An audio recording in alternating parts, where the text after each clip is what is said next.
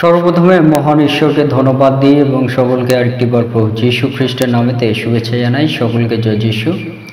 আসুন, আজকে যে আমাদের আলোচনার বিষয় তা হলো শান্তির অন্বেষণ। আমরা পিতা ঈশ্বর থেকে কিভাবে আমরা শান্তি আমরা পেতে পারি, পিতা ঈশ্বর থেকে কিভাবে তার স্বর্গীয় শান্তি আমাদের জীবনে আমরা লাভ করতে পারি, সে বিষয় নিয়ে আজকে আমরা আলোচনা করব। তাই আসুন আমরা এই সময় ঈশ্বরের বাক্য আমরা শুনি। গীত সংহিতার তার 34 অধ্যায় 11 পদ, মন্দ হইতে দূরে যাও, যাহা ভালো তাহাই করো, শান্তির অন্বেষণ অনুধাবন করো। ঈশ্বর তার বাক্যে আমাদের প্রত্যেককে আশীর্বাদযুক্ত করুন, আমেন। হে আমাদের স্বর্গের পিতা, আমাদের শান্তির ঈশ্বর, তোমার মহানামে ধন্যবাদ দিই। পিতাগো, এই সময় এই সুন্দর প্রভু দিন তুমি আমাদেরকে দিয়েছ, আর এই দিনে প্রভু তোমার চরণতলে আরেকটিবার আমাদের মন প্রাণ আত্মা সমর্পিত করি। পিতা, আজকের আমাদের যত কাজকর্ম যা কিছু আছে পিতা, তুমি আমাদের সঙ্গে সঙ্গে থেকে সম্পন্ন করতে সাহায্য করো। আর এই সময় পিতাগো, তোমার যে শান্তির বাণী তুমি আমাদেরকে শোনার সুযোগ করে দিলে, যে প্রভু আমরা শান্তি কিভাবে পেতে পারি, সেই বিষয় সকল তোমার বাক্যের মধ্য দিয়ে তুমি আমাদের জীবনে কথা বলো। প্রভু, সকল সন্তানের জীবনে তুমি কথা বলো এবং প্রভু এই সময়ে আমাদের সমস্ত জীবনের ভার তোমার হস্তে দিই।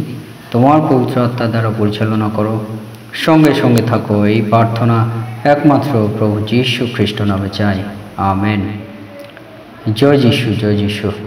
আজকে আমরা দেখি আমাদের পিতা ঈশ্বর তিনি আমাদেরকে বলেন যে আমরা শান্তির আমরা যেন অন্বেষণ এবং অনুধাবন আমরা করি।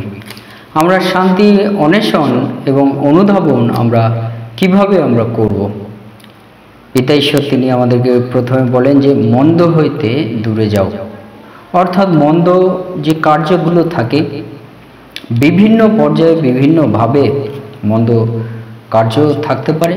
পিতা ঈশ্বর তিনি আমাদেরকে বলতে চান যে মন্দ কার্য হয় সেটা হোক, কিন্তু তুমি সেই মন্দ থেকে তুমি দূরে যাও।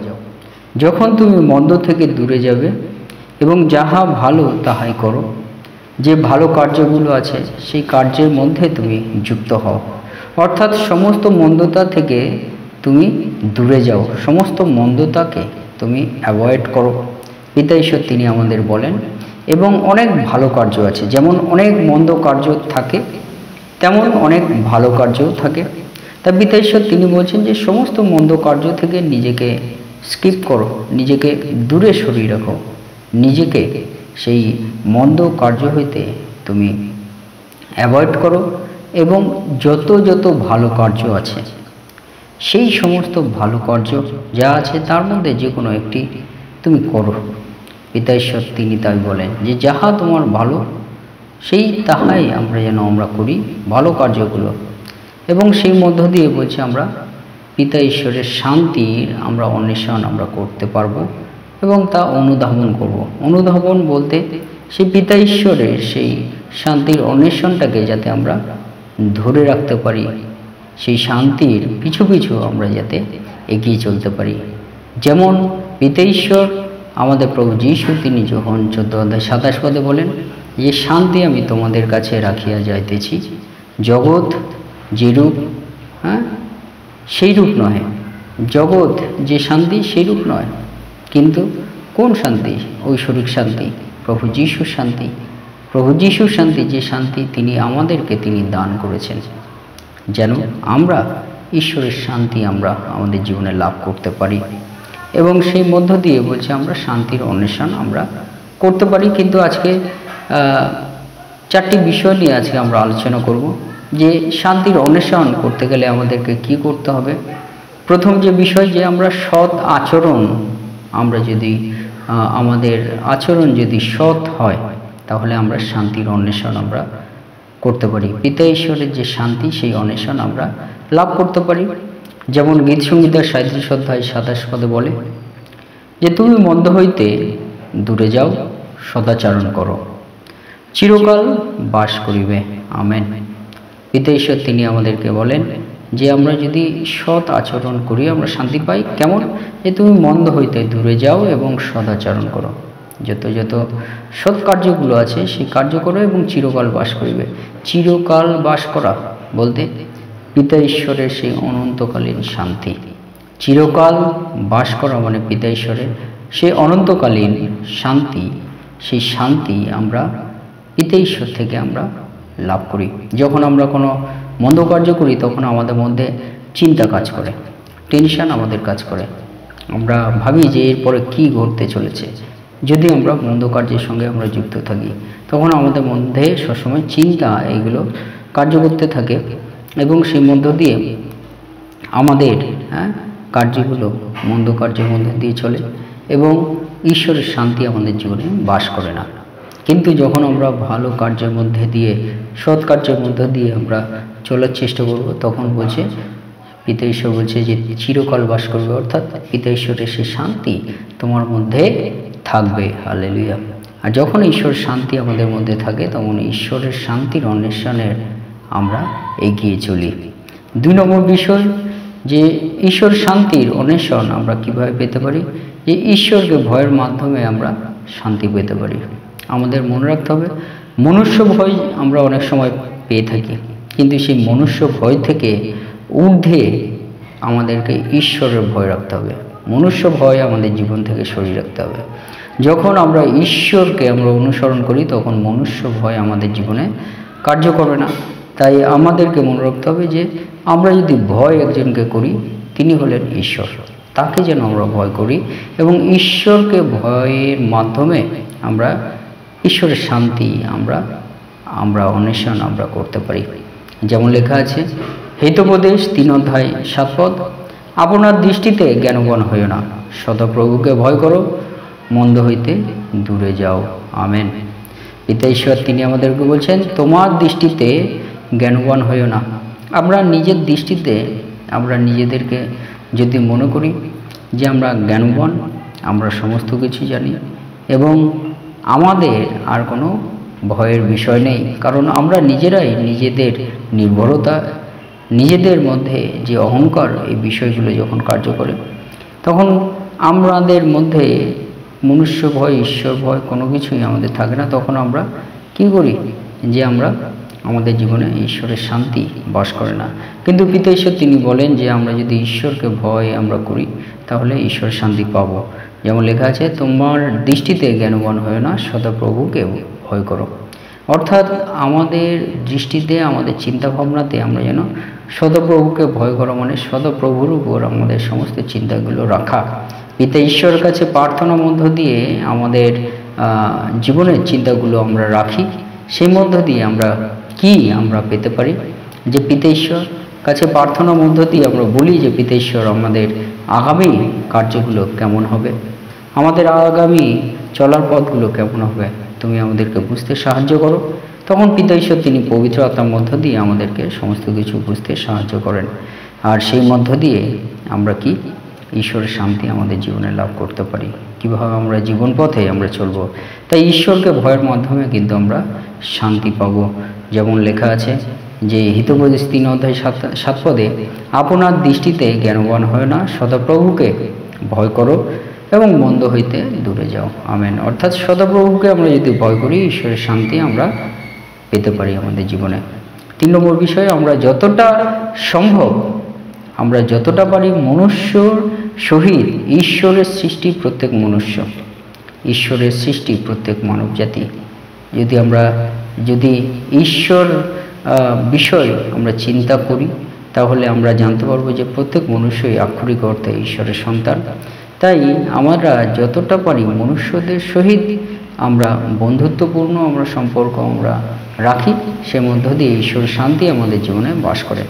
সেই জন্যই তো পিতা ঈশ্বর তিনি আমাদেরকে বলেছেন তার 2য় আজ্ঞায় যে তোমরা আপনার মতো করে প্রতিবেশীকে প্রেম করো। ঈশ্বরের যে 2টি আজ্ঞা সেই 2টি আজ্ঞার 2য় আজ্ঞা হলো তোমরা আপনার মতো করে প্রতিবেশীকে প্রেম করিও। অর্থাৎ আমরা যেন প্রতিবেশীকে প্রেম করি। কেন সেই প্রেমের আমাদের প্রয়োজন আছে? যাতে ঈশ্বরের শান্তি আমাদের জীবনে নেমে আসে। কোনো ঝামেলা যাতে না হয়, কোনো অশান্তি যাতে না হয়, কোনো লড়াই যাতে না হয়।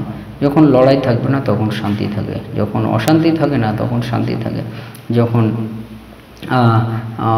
কোনো দ্বন্দ্ব থাকে না তখন শান্তি থাকে, ঈশ্বরের শান্তি থাকে। সেই ঠিকভাবে বিদেশ্বর বলেন যে যতটা আমরা পারি মনুষ্য সহিত আমরা বন্ধুত্বপূর্ণ সম্পর্কে আমরা থাকার চেষ্টা করি, সেইভাবে আমরা ঈশ্বরের শান্তি আমরা পেতে পারি। যেমন বাক্যে বলে রোমীয় 12:18 যদি সাধ্য হয় তোমাদের যত দূর হাত থাকে মনুষ্য মাত্রের সহিত শান্তিতে থাকো। Amen, hallelujah. পিতা ঈশ্বর তিনি আমাদেরকে বলছেন যে যদি সাধ্য হয় তোমাদের যত দূর হাত থাকে, যতটা আমরা পারি। প্রত্যেককে হয়তো আমরা সন্তুষ্টি আমরা করতে পারি না, কিন্তু পিতা ঈশ্বর তিনি বলছেন যে যতটা আমরা পারি, যতটা আমাদের ক্ষমতা থাকে, যতটা আমরা আমাদের চেষ্টা আমরা করতে পারি মনুষ্য মাত্রের সহিত শান্তিতে থাকো, পিতা ঈশ্বর তিনি আমাদের বলেন। আর সেই মধ্য দিয়ে আমরা বুঝতে পারি পিতা ঈশ্বর বলেন যে শান্তির আমরা অন্বেষণ আমরা করছি।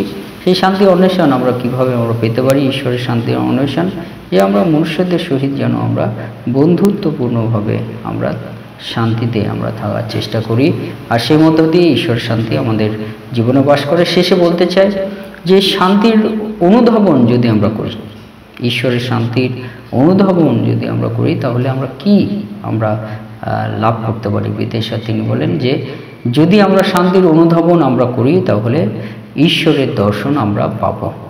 হালেলুয়া, ঈশ্বরের দর্শন আমরা পাবো, জীবন্ত ঈশ্বরের দর্শন পাবো। সেই বিষয়টি হলো আজকে প্রধান বিষয়, যে শান্তির অন্বেষণ, ঈশ্বরের শান্তির অন্বেষণ করা মানে ঈশ্বরের দর্শন করা। হালেলুয়া, ঈশ্বরকে দর্শন করা। ইব্রিয় তার 12:14 বলে সকলের সহিত শান্তির অনুধাবন করো এবং যাহা ব্যতিরেকে কেহই প্রভু দর্শন পাইবে না সেই পবিত্রতার অনুধাবন করো। সাবধান হইয়া দেখো পাছে কেহ ঈশ্বরের অনুগ্রহ হইতে বঞ্চিত হয়। আমেন। অর্থাৎ পিতা ঈশ্বর তিনি আমাদেরকে বলেন যে আমরা যদি শান্তির অনুধাবন করি এবং এই শান্তি যদি আমরা অনুধাবন না করি, অন্বেষণ না করি, তাহলে কি হবে? যাহা ব্যতিরেকে কেহই প্রভু দর্শন পাইবে না। আমেন। অর্থাৎ আমরা যদি শান্তি আমাদের জীবন থেকে, ঈশ্বরের শান্তি আমাদের জীবন থেকে দূর করি, তাহলে মনে রাখবেন যে আমরা কিন্তু প্রভু দর্শন পাবো না। কিন্তু ঈশ্বরের শান্তি যখন আমাদের জীবনে থাকবে তখন মনে রাখবেন ঈশ্বরের দর্শন আমরা পাব। আর সেই দর্শনটাই তো মসিহ তিনি চেয়েছিলেন, যে পিতাকে তিনি বলছিলেন যখন তিনি পাহাড়ে উঠেছিলেন এবং 10 আজ্ঞার জন্য তিনি পিতা ঈশ্বরের কাছে গেছিলেন, তখন পিতা ঈশ্বরকে তিনি বলছেন যে পিতা তোমাকে আমি দেখতে চাই। মসিহ পিতা ঈশ্বরকে তিনি বলছেন, কিন্তু পিতা ঈশ্বর বলছে যে তুমি আমার পশ্চাৎ ভাগ তুমি দেখতে পারবে। কিন্তু আজকের যে বিষয় আজকে যে হাইলাইট করতে চাই, যে আমরা প্রভুর দর্শন যদি শান্তির অন্বেষণ করি, ঈশ্বরের শান্তির অন্বেষণ, কিন্তু সেই শান্তির অন্বেষণ করার মধ্য দিয়ে কিন্তু আমরা প্রভুর দর্শন আমরা পাইব। যদি শান্তি আমাদের জীবনে না থাকে, প্রভুর দর্শন আমরা আমাদের জীবনে পাবো না। যেমন মসিহ তিনি পিতা ঈশ্বরের দর্শন পাইবার জন্য তিনি চেষ্টা করিতেছিলেন, সেটিকভাবে আজকেও যদি আমরা সেই প্রভুর দর্শন আমরা প্রকৃতভাবে পেতে চাই, তাহলে আমাদেরকে ঈশ্বরের শান্তির প্রয়োজন আছে আমাদের জীবনে। তাই আসুন আমরা ঈশ্বরের শান্তি পেতে গেলে কি করতে হবে? সৎ আচরণ আমরা মধ্যে থাকি, ঈশ্বর ভয়ের মধ্য দিয়ে আমরা থাকি, যতটা পারি মনুষ্যদের সহিত আমরা বন্ধুত্বপূর্ণ সম্পর্ক আমরা থাকার চেষ্টা করি এবং এই শান্তি অনুধাবন করার মধ্য দিয়ে আমরা প্রভুর আমরা দর্শন পাব। তাই আসুন সকল ঈশ্বরের সন্তানদেরকে উৎসাহিত করি, আরেকটিবার আমাদের জীবনে ঈশ্বরের শান্তি আমরা রাখার চেষ্টা করি, যে শান্তি প্রভু যীশু তিনি বলছেন যে শান্তি আমি তোমাদের কাছে রাখিয়া যাইতেছি, জগৎ যে রূপ দেয় সেরূপ নয়। অর্থাৎ সেই শান্তি কিন্তু পিতা ঈশ্বর তিনি আমাদের জীবনে দান করেছেন প্রভু যীশু খ্রিস্টের মধ্য দিয়ে। তাই আসুন সেই শান্তি আমাদের জীবনে রাখি। সেই শান্তিকে রাখা মানে প্রভু যীশুকে আমাদের জীবনে রাখা। তাই প্রভু যীশু যদি আমাদের জীবনে থাকে তাহলে আমরা শান্তির অন্বেষণ করতে পারি, আর শান্তির অন্বেষণ যদি আমরা রাখি, আমরা প্রভুর দর্শন আমাদের জীবনে পাই, প্রভুর পরিচালনা আমাদের জীবনে পাই। সেইভাবে আমাদের এই আত্মিক জীবন আমরা প্রভুর পথে আমরা চলার আমরা সুযোগ দান করি, প্রভুর পথে চলার আমরা সুযোগ আমরা লাভ করি, এবং সেই মধ্য দিয়ে কিন্তু আমরা ঈশ্বরের অনন্ত জীবনের আমরা দয়ার অধিকারী আমরা হতে পারি। সেই মধ্য দিয়ে ঈশ্বর তিনি আমাদের জীবনে তার অনুগ্রহ দয়া তিনি দান করেন। ঈশ্বর তার বাক্যে আমাদের প্রত্যেককে আশীর্বাদযুক্ত করুন। আমেন। জয় যিশু।